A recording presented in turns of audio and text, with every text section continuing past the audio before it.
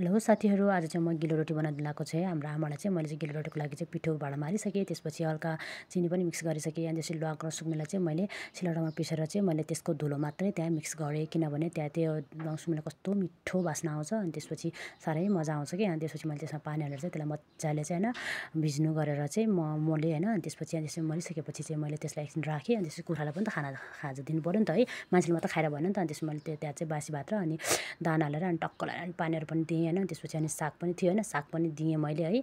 मेरो कुखुरा चाहिँ पुरा शाकाहारी हो के है। अनि त्यसपछि म भर्याङबाट तल झर्दै थिएँ, झन्डै भर्याङबाट लडिनँ हो साथीहरू।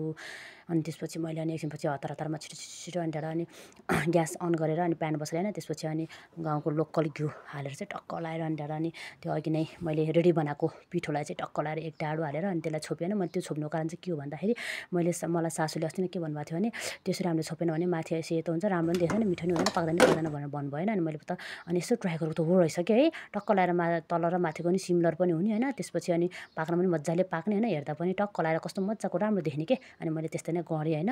अनि त्यसपछि अनि दुध चिया खाने भनेको आमालाई मान्नु भएन। त्यसमा फिका चिया हालेर अनि त्यसपछि आमालाई चाहिँ के भन्छ अरे घिउ नभएको, अनि बुढी सासूले चाहिँ घिउ भएको रोटी लगेर दिएँ होइन। उहाँहरू त हो रमाएर कति खुसी हुनुभएको, गिलो रोटी होइन, त्यही माथि गाउँको लोकल चामलको होइन।